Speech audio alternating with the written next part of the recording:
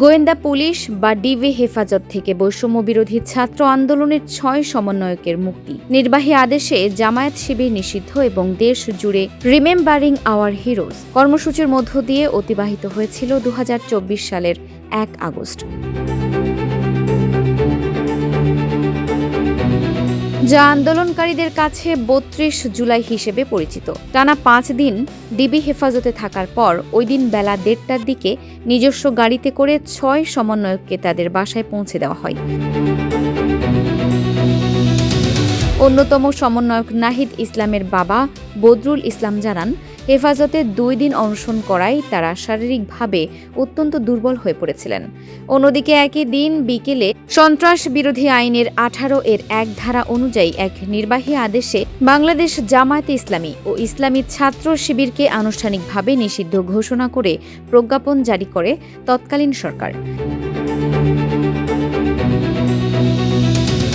৯ দফা দাবি আদায় না হওয়া পর্যন্ত জুলাই মাস শেষ হবে না ঘোষণা দিয়ে ১ আগস্টকে ৩২ জুলাই এবং ২ আগস্টকে ৩৩ জুলাই হিসেবে পালন শুরু করলেন শিক্ষার্থীরা এবং এর অংশ হিসেবে দেশ জুড়ে গ্রাফিতি, দেয়াল লিখন ও চিত্রাঙ্কনের মাধ্যমে পালিত হয় রিমেম্বারিং আওয়ার হিরোজ কর্মসূচি।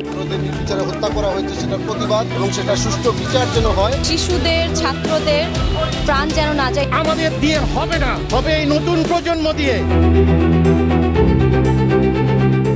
ঢাকা, জাহাঙ্গীরনগর, শাহজালাল, রাজশাহী ও ইসলামী বিশ্ববিদ্যালয় সহ বিভিন্ন ক্যাম্পাসের শিক্ষক, আইনজীবী ও সাধারণ মানুষ এতে স্বতঃস্ফূর্তভাবে অংশ নেন।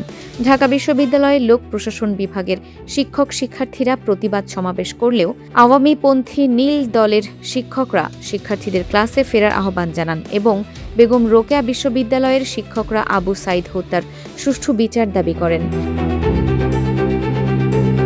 এদিন আন্দোলনের পরবর্তী ধাপ হিসেবে সমন্বয়ক আব্দুল কাদের এক বিজ্ঞপ্তির মাধ্যমে ২রা আগস্ট শুক্রবার জুমার নামাজের পর নিহত ও আহতদের স্মরণে দেশব্যাপী প্রার্থনা ও ছাত্র জনতার গণমিছিলের ডাক দেন। দেশের গণ্ডি পেরিয়ে নিউ ইয়র্কে জাতিসংঘ সদর দপ্তরের সামনে প্রবাসীরা বিক্ষোভ করে রেমিটেন্স না পাঠানোর আহ্বান জানান এবং সুশাসনের জন্য নাগরিক বা সুজন এক বিবৃতিতে জানায় যে তৎকালীন সরকার রাষ্ট্র পরিচালনার নৈতিক অধিকার হারিয়েছে। এদিকে সরকারের আহ্বানে জাতিসংঘ মহাসচিবের মুখপাত্র স্টিফেন দুজারিক জানান যে কোটা আন্দোলন ঘিরে সংঘাতের তদন্তে তারা প্রয়োজনীয় সহায়তা দিতে প্রস্তুত।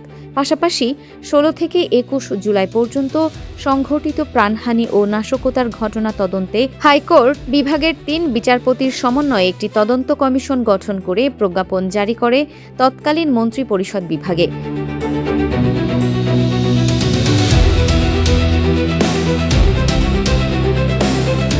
Farhana Nizam, desk report, Dinajpur TV.